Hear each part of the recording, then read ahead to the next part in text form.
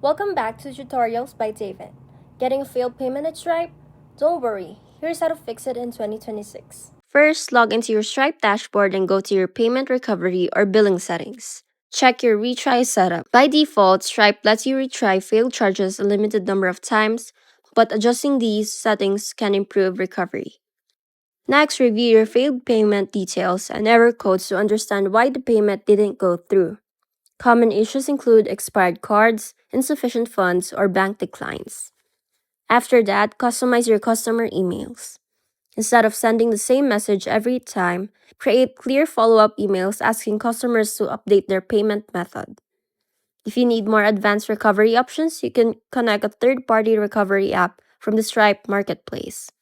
These tools offer smarter retries, better timing, and more personalized notifications. Finally, test your setup to make sure payments retry correctly and customers receive the right messages. And that's how you fix failed payments in Stripe 2026.